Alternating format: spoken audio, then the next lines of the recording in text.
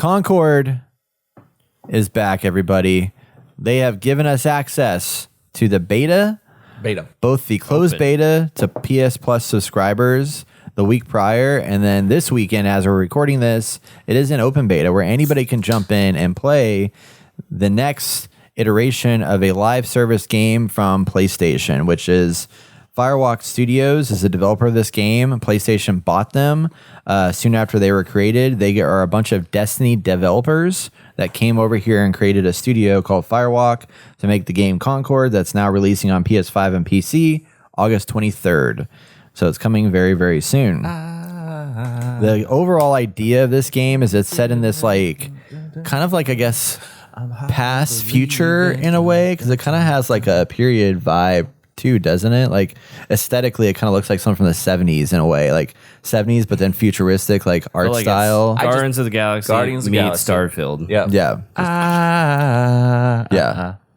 Hooked on a feeling. Dun, dun, dun, dun. Guardians of Concord. High on Concord. Yeah. So they they mentioned, the first thing I want to mention is that they talked about one of the unique features of this game was the whole ongoing story component that they were going to have to this, where they have a little vignettes once a week when you log into the game that's going to tell you a bit of a story.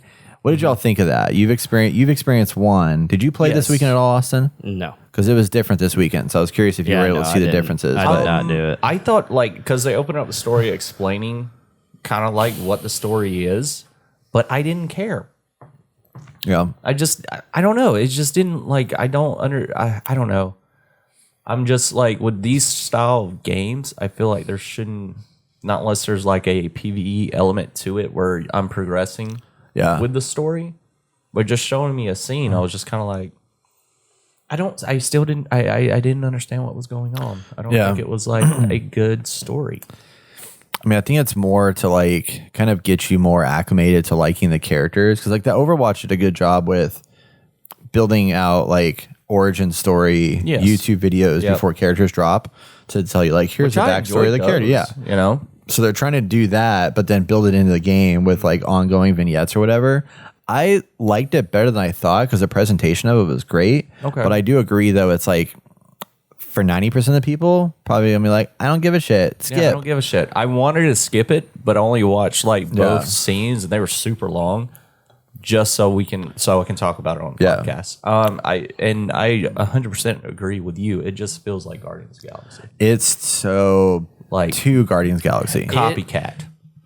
I love Guardians of the Galaxy, the movie. But love it. I feel like it is the worst thing to happen to pop culture of all time. Because Because it's like, so that's many funny, things, let's copy it. Yeah, everyone copies Guardians of the Galaxy, and it's like in everything. You can blame This is definitely like a twist on Guardians of the Galaxy, and it's so prevalent and obvious. Killed me.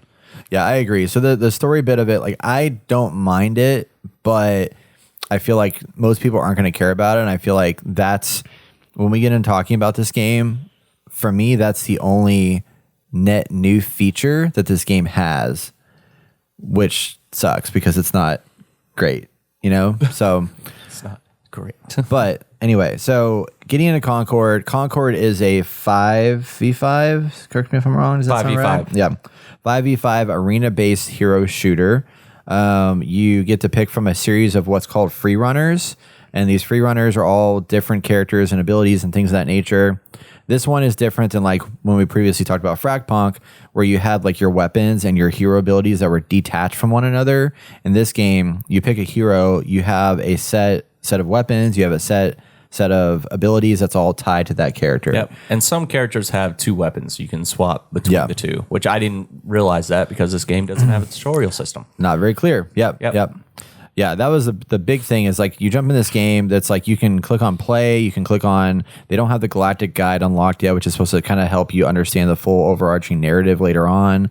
They have the free runners tab where you can like modify your free runners. Cosmetics. They have the cosmetic or the bounty, the job board, which is where you see all your like bounties and shit you unlock.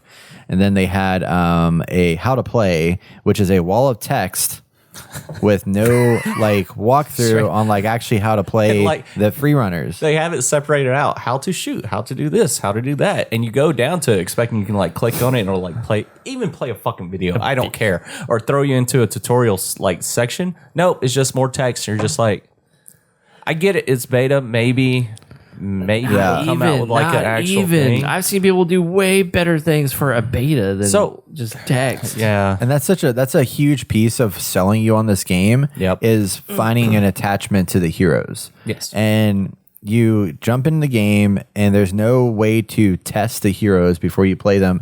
If you go into the free runners tab, there's a cosmetics section where you can look at the cosmetics of all your characters. And I was like, cool, maybe I can open up the character like description and then press like R1 to like toggle through all of the characters. No, I have to press back and then go in another character and then press triangle and then go back and go to another character and press triangle.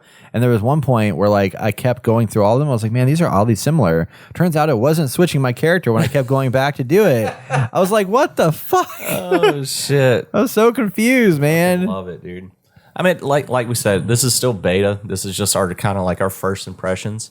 And I'm not gonna hold this against them at the end of the day. Because I was actually having a blast with this game. Yeah. I was very shocked on how much fun I was having with this game. And some of the characters are semi-unique. Some of them have like, they seem like repetitive abilities and stuff like that. But yeah, all in all, I thought the gameplay was pretty fun, you know? It's just, I've never played, a lot of people compare this game to Valorant, which I've never played Valorant before. Yeah. So I can't get a good comparison from that and what they can improve that Valorant hasn't done. You know what I mean? Yeah. So they can like stand out a little bit more than just being another Valorant copycat. Yeah, I was trying to figure out why they compare it more to Valorant than the Overwatch, but I guess it's because like Overwatch is so like team-based focused. Like you have to have this right team makeup and you have to work together to complete these objectives. Valorant is more Counter-Strike in that your individual contribution is super, super important, and your hero stuff, I think it matters what hero you pick, but it's still very much based off of like who shoots faster, like who's quicker to get to the draw, who understands the map better, who can navigate that area faster. Because like the maps are very like intentionally designed to have like lanes of combat that you have to like navigate around through to like take people out. Whereas like Overwatch, like it doesn't matter if you get the highest KDR. It matters if your team like defends the payload or does these different, objectives more so. And that's your objective goal. Whereas this game, it's like most of the objective goals are around points between teams and like fighting each other in that space. None of the characters stand out to me. Like Really? I think early on when I get into a new game, like I look for the cool character. Like the look will draw me in and I'm like, okay, let me see what they do. It's like, yeah, okay. They're like, oh, I'm going to try this character out. Like, oh, it's okay. Let me look at another one that looks cool. And I think for Fragpunk, you have that. Like, you have interesting looking characters that draw me in. And all these characters just don't seem inspired. And obviously, a lot of them look like they're from Guardians of the Galaxy. So I'm just like, okay. I played the guy that's kind of like Star-Lord. I played the guy that looks like Drax. And I played the black guy that's a healer. Mm-hmm. It looks like he's from Mortal Kombat. So I didn't have that much fun with it. Like I felt like the guy who played as who looks like Star-Lord, I don't know his name. Lennox, I think is his name. Lennox, yeah. He was fun, and I played him for I think half of the first match I played, and I was doing some damage. I'm like, okay. Like I was having a little bit of fun. Like it kind of has, I don't know the right word, tone of Destiny gameplay in there. So it's like I kind of understand that, and it kind of feels familiar. But other than that, like the other characters, just I think Drax seemed kind of clunky. I didn't like I couldn't get in quick enough to do anything with him. And then the other guy I played for, I don't know, like I died 3 times, and I was like, okay, I think I'm done with him. But he was cool. He had a healing ability, which was nice. And I think the match that we played was only one map for the closed beta, maybe. No, there was two or three, but it for the during closed beta there was I think less maps being present. Yeah, but that's one. But I was having an issue where it was repeating me through the same map over and over, and then I got out and came back in, and then it put me on a couple more maps. So I think it was like 3, but it very much wasn't cycling them the way they should have been. Yeah, I was playing on a controller, so maybe if I played on mouse and keyboard have been a little easier for me. Yeah. But it did feel a little clunky, a little slow to move around and stuff. That's why I was like, oh, let me try out characters. And then obviously when you go to the character select scene after you die, you have like 5 seconds to pick another character. And I don't know any of these characters. And I didn't even, like, before I was like, let me just jump in, because obviously you should have time to figure out what you want to be, since you're just getting started and this is a new game, and they didn't allow you to do that. While in Overwatch, like, you have forever to pick the character you want, and it's just like, why isn't that here in this game? Well, in Overwatch too, it's like they don't even present you with a character select unless you actively select it. It's like when after you die, it's like you have to press F1 or whatever to pull up your hero select. Yeah, that's true. Which I kind of like that. Yeah. But then this game is which I'll talk about later in more detail, but like this game seems to want to encourage you to switch characters as you're playing, whereas Overwatch is like you kind of need to pick a lane and then focus on that lane as you're progressing. It's like if you're going to play a tank, you need to play a tank and like not switch around, But it's just a bad decision to like literally give you 3 seconds to find a new character. You have to know the characters when you jump in, which is can be okay, but it's like give me time if I haven't selected, and then once I select, then speed up that timer. Yeah. That's the logical pathway there. Yeah. So what do you think about the premise? Like, you're a free gunner going against other free gunners. Like, is that a look good exactly premise? like you? Yeah, exactly. Amazing. Like, is that enough? It's not enough to hold people. I mean, I don't really care. I don't think the people that are playing this game are not the people that like really truly care about any kind of like story progression or anything like that. Technically, this is a story-based game. Technically. I think they're gonna have the cutscenes to build out the characters, kind of like Overwatch. Yeah. When Overwatch was not necessarily a story-based game, but they were able to add on. They're like, here's this really awesome multiplayer game we got with heroes, and then they just added stuff on top of that and made it to be like this really cool narrative-based game. I don't remember. Maybe that's how they originally wanted to go about it. Was narrative-based to begin with. It's always been narrative-based. They didn't do a good job of presenting it in that way, because the narrative stuff was like outside of the game, and then the game itself was just like they always meant to have like stories behind like all the different characters, and they had a whole like overarching world there, but it was all additional content that was existing outside of it. And I don't think this is meant to be a story-based game. It's just that they kind of give it that illusion that it is, even though really at the end of the day, it's like you're just jumping in to shoot shit. Yeah. It's like, I think at some point they're going to have to add a toggle that's like, I don't care about the story, just don't show me the video at the beginning or whatever, and then just have that happen. Because like at the end of the day, it's like the story doesn't matter a whole lot, but I think it's just there to get you more tied into these characters and appreciate them and like them more, like Overwatch successfully did, even though it wasn't built into the game. But that was the goal. I think they did it right. Attachment, I think they did it right, because like, oh, I love this game. Yeah, I want to know more. Type of thing. Yeah, it's like I love the characters. Like, characters look like they designed the characters to have a specific feel and have like a narrative piece attached to them without making it scream. Yeah, we're doing this on purpose. Like, everyone needs a background. Yeah. Everyone came from somewhere. Like, we put it in this world that has a background, so like it all just like fits perfectly. Obviously, coming into that, we didn't know that as much, but I felt like it was there and it felt whole and complete, even though like subconsciously, I felt like people knew that.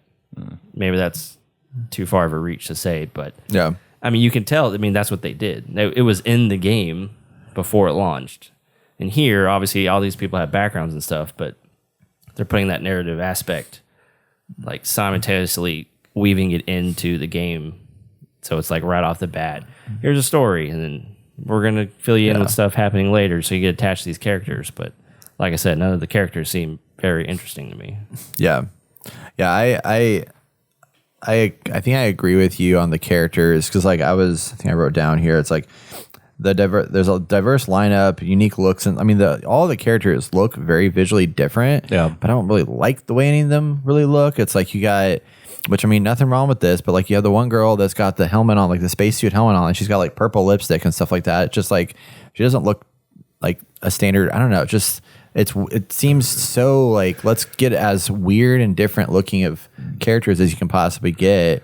And I mean, there's probably a diversity thing here as well, which I'm totally fine with, but it's just like, they're strange ass characters. They're weird. Some of them are very odd, and it's like I feel like who are they? Where do they come from? Like these Yeah. are questions, and it's like Well, once again, this is the beta. That'll probably know. show more of Yeah. it. You know, true. But it's like, Overwatch did do a really good job at like, there was some weird ass characters in there. You know, like Diva's weird. I mean, how often? Well, I mean, I guess it's not really weird, but it's like you have this big ass mech suit. You have Winston, who's like a talking gorilla. You know, like all this different stuff. But it's like somehow they all had like really nice. They had good personalities. There's this one character in here that I love her abilities. I don't remember her name, but she's got her face painted or whatever, like, or not. Maybe that's just her color of her skin or whatever. But she's a submachine gun character that can teleport around. Oh yes, Her character is good. Yep. She's annoying as fuck. Like every time I jump in there, it's like, oh, let's do it. And I'm like, stop talking. I want to strangle her. Because they always have the same exact dialogue whenever you go back to the character select screen. Okay. And I'm just like, why is this happening right now? So like, there's just weird stuff. Overall, this game like has such an incredible presentation.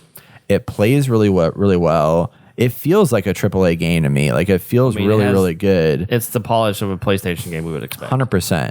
It's just that there's decisions made here that just seem a little off that I think they could maybe fix and adjust, but I don't know if it's going to. I think it has. I want to play this game when it comes out. I think I could get into it a little bit. I don't think I'll play it for a super long time, but I could see myself if they continue to. I mean, if people jump on this game, like it's quick and easy to jump into and play. I think there's a lot of diversity in the characters. My biggest issue right now is that there's I think a balance issue in the characters because of the fact that it is so. There is not that team-based gameplay that exists in here. If you are a tank character fighting against a little SMG girl, and it's one-on-one, like you don't have a chance. Like they have so much health and armor, and there's not much like in Overwatch where like you always are grouped together in Overwatch, and if you're not grouped together, you're screwed. Like you're not gonna make it through. Well, that's where I started playing it like Overwatch. I started like staying in a group because I was like eating it left and right. So there is that capability of it being that way, but I think they're just confused on what they really want. Yeah. Because like the same thing with Valorant allows you to stay in a group because Valorant's designed like Counter-Strike. Yeah. Whereas Counter-Strike, you're going to a bomb. And if you deviate from your team who's holding the bomb, you're going to get fucked and die. And so you're going to need to defend as the defenders, you need to defend both bombs and kind of split up 3 and 2 and then go to the bomb wherever the bomb site is being planted or whatever. And they have that ability in here, but when you're playing all these other game modes, like they have team deathmatch, they have trophy hunt, which is basically your kill confirmed kind of game mode where you have to pick up a card once you kill somebody to confirm it. They have objective-based game modes like capture the flag or control the points at 3 points. They have another one where the point moves. So you go and capture a point, you hold it for a little bit, and then it moves to another point. You have to go to that point and then collect that. So that stuff, though, it's like it's more of the Call of Duty side of gameplay, and it lessens the value of these hero characters in combat. Overwatch started with 12 characters. Yeah. This is starting with 16 characters. Yeah. I'm just trying. I'm like thinking back. When Overwatch came out, there were similar games, kind of the first of its kind.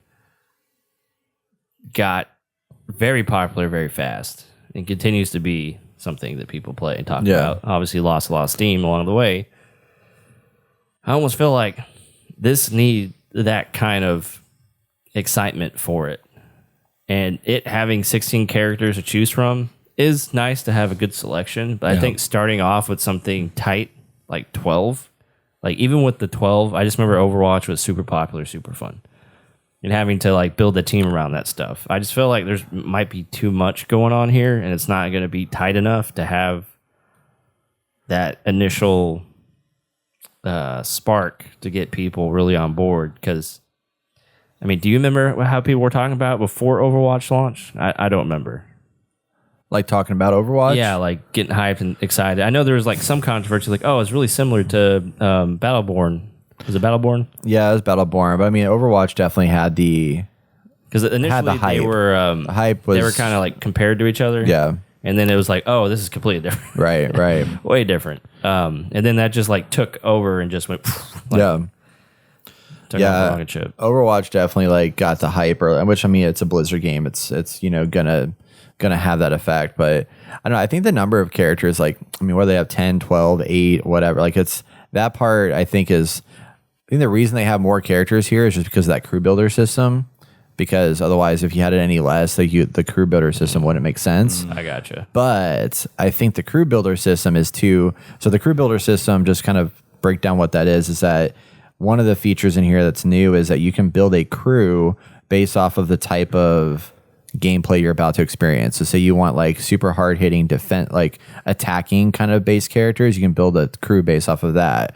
Or if you want more defensive kind of thing, or if you want more like crowd control or whatever, you can build a lineup of crews based off of that. So before you go into a game mode, you can select that crew, and that's going to be your crew of I think 12 actually characters potentially that are in your list.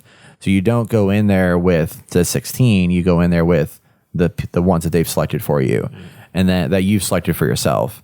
And then once you have that built out, I was talking earlier about how you like can switch characters, like they kind of encourage that because there's these buffs that you get that are like team-based buffs, that if you play one character and then you switch to another character, what team-based buff you have with that other character will carry through with you, and it kind of adds on to your play the more you switch characters around, I guess. Yeah. Like I haven't seen it in practice fully yet, but that's my understanding is that you're rewarded for switching characters by getting enhanced abilities for your play style, regardless of what character you're playing.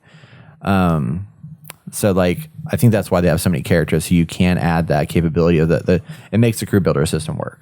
If that's a good system, maybe, I don't know. But right now I don't love it, but I think that's where that all comes into play. They're like, we got to have more than you have in your crew so that you can mix and match and kind of feel like you've built something unique. And there's also 3 different variations of every hero, because every time that you die or every time you win a round and you go to the next round in a game, that previous, I guess it's round base, the character you played prior to that is unavailable, and you have to then pick another character. And I don't know when that resets, but there's like, I've unlocked 2 variants of Lennox. So he's 2 different colored characters basically. So I can equip both of those in my crew builder, and then that way I can play Lennox 2 games in a row without having to switch to somebody different or whatever. So interesting stuff, but I don't know. I think that, I mean, I agree with you, Austin, of like they're trying to make story be more of a premier aspect to this, but I just don't think nice there's a good story. Yeah. And I don't know if it needs that. I do agree it is nice. And I think the presentation wise, like the cutscenes have been cool. I've seen 3 of them now so far, because they had 2 during the open beta weekend, or the closed beta weekend. They have 1 new one this weekend. So it's like I've seen that progression take place, with the different videos, but like they're just.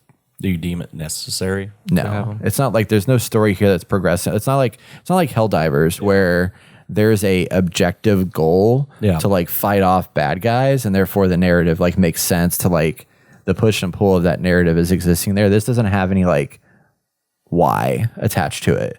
It's just to get more attached to a character potentially, but there's no substance to it other than just like it's funny and silly and kind of interesting to kind of build that world out. But I don't think it has like a real concrete like value add to the game. But it's interesting. I mean, they're cool to watch. They're pretty funny. Some good little jokes, but it is way too Guardians of the Galaxy for me. And that bothers me. So my last point against this game is that I know the closed beta numbers were very low. Obviously it's closed, so you only have the people who bought it. But on Steam, it was around, I want to say 230. I can't find the number, but I have seen that number somewhere, and I can't find it right now. But there it is. Says open beta launch day. It was 2388. For open beta, for like everyone come and play, you would expect this number to be a little higher than a couple of thousand people. I am curious to see how much it is on PlayStation though, because this is I think being marketed as a PlayStation game. Yes. So this is only on Steam. Obviously, you probably have more people on PlayStation. Yeah. But the fact that I haven't seen much hype again should be a cause for concern Oh, or worry. Is, like this game was announced a month ago. That's at true. State of Play. I mean, it hasn't been. Technically, they had it. They had a teaser at last year's, I think, Game Awards or something like that, but it said nothing. It was just like a coffee can and like inside of a spaceship, but it didn't give you any idea of what the game was. So yeah, it's basically just been a couple months. So it hasn't been advertised that much. Yeah, and I will say too. I mean, Helldivers 2 had very little hype before launch, like no hype whatsoever. And then it came out. We were the only hype. Yeah, we were only hype. Yeah. And then it came out, and all of a sudden, like, bam, it like blew up and exploded, you know? Yeah. So there's potential for this to do the same. I feel like there's definitely some noticeable things that need to be changed that I think can be fixed. There's nothing here that's like, oh, remake the game kind of deal. Like, giving us time to select a character, giving us actual training modes where we can actually play the character and understand it better. Those kinds of things I think would really make a big difference. Chat, like you mentioned. Yeah. Oh, yeah. The text chat. They don't have text chat. And then they have chat. I guess that's what you would call it. But no text to chat. So I'm curious how that plays on PC. Yeah. Well, I think a lot of people are already upset with how this game was marketed for being highly diverse, a lot of DEI stuff. So I think the same thing. I mean, I don't know if Sweet Baby was a part of this, but it's going along with all that. And you're seeing a lot more people who are just rejecting that generally. Yeah. Like, don't want to play games like this. Now, is it going to hurt this game completely? I don't know. But I think that is part of why we're seeing such like low numbers. Like, people are like, I'm just not even going to touch this. But we'll see. Once it launches, we'll be able to see, at least on Steam, where it sits. So. Yeah. I haven't seen that personally, but I mean, I do think it's just the marketing still hasn't like picked up yet. I feel like for the game. Yeah. But I mean, everybody I've been listening to that's been playing the game, that's had hands-on playthrough with it, half of them are like, yeah, I love this game. And the other half are like, you know, it's fine. You know, it is what it is. And I'm kind of in that court where it's like, there's nothing wrong with this game. It's a great game. It's really well built. It just doesn't do anything new that is refreshing and exciting that I want to like really fully jump onto. Other than it's like, oh, it's a new set of characters, and you know, it's a PlayStation exclusive or whatever, you know. But I don't know. We'll see. They really need this to hit home. Yeah, I mean, this is their second big games as a service game. Yeah, outside of Helldivers, which I don't even think they expected that to be as big as it got. No, they didn't. So they didn't. I think I think they expect this to be as big as what Helldivers got, and it might not. But yeah, there was one thing I was going to mention too before we. Yeah, there was something that was very important. I was like, damn, we need to talk about this. Fuck, what was it? Gameplay. It's about the story. The cost. Oh, yeah. So it's a $40 price tag, which is the same. I did confirm Helldivers was also $40 at launch. Okay. Yeah. So it is a $40 game. What they've talked about with this is, because there's a lot of controversy of like, should this be free to play? I have been hearing a lot of people say like, oh, this should probably just be free to play. But it's a $40 game, and they're doing something different where there will be no battle pass as far as we know now. All the content that releases later on will be free, but there will be a store to buy cosmetic stuff. But when I was playing through it, I'm level 10 right now, I'm level 9 currently. I've been able to unlock new cosmetics for all my characters. So like each character has its own character level. Yeah. So the more you play that character, the more shit you unlock for it, whether it be skins. Like Battlefield? Or classic Battlefield? Yeah, no, because that would have. I mean, old Battlefield had like new guns you would unlock and stuff like that, but no like skin stuff. Okay, I'm thinking about like you just play the game. Yeah, nothing that's gonna be like pay to win or anything, or play to win kind of thing. It's just like you just unlock new visuals for your characters. The more you play, the better the cooler you can look and stuff like that. That's nice. Yeah, and each character has a leveling system. There's also bounties you can do that are updated throughout the week. They give you new experience points and stuff like that. You have an overall character level that upgrades stuff to unlock stuff for your player tag and stuff like that. And then I think that's it. So there will be the shop, there will be the character upgrades and stuff like that. So I appreciate that there will be like cosmetics, new characters and heroes and stuff that aren't tied to like a battle pass or like a paid whatever. So like if the game does hit off and is $40 and they hold true to that, like it could be like, I mean, No Man's Sky, actually that's another live service game from PlayStation that's kind of interesting to think about. Like they're on 8 years now. Did you guys see the new Worlds update that they just announced? I still have Crazy, updates. dude. This might be one of the biggest like visual updates they've ever made. They're working on 2 other games. Well, they're working on Light No Fire, but that game, all the stuff they learned from that, they're bringing into this game now. Which is crazy. I was like, holy shit, man. Get that money and then fuck you over afterwards. Yeah. No, they didn't fuck anybody over, man. It's the best success story ever. There's no live service to this. There's no like battle pass. It's great. It's free to play. Yeah. No, it's not. Pay for it. Wait. Yeah, pay for it. You guys know what No Man's Sky is, right? Yeah, no, I know. Okay, I'm just making sure. $40 game, never pay for anything extra, right? Okay. I'm making sure we're on the same game here. Okay, anyway. What? Say something. No, He we're doesn't good. like Light No Fire or whatever it's called. I don't like No Man's Sky. I don't like I Light know. No Fire. I know you don't like it. Fucking discussed this. Well, I know you don't over like and over it. again. I'm just like saying, I'm like, hey, that's cool that they've like done so well for They so long. fucked people over in the beginning. Oh, yeah, at They the were just beginning. like, oh, I'm sorry. They're going to do the same thing with the other game. Maybe we'll see.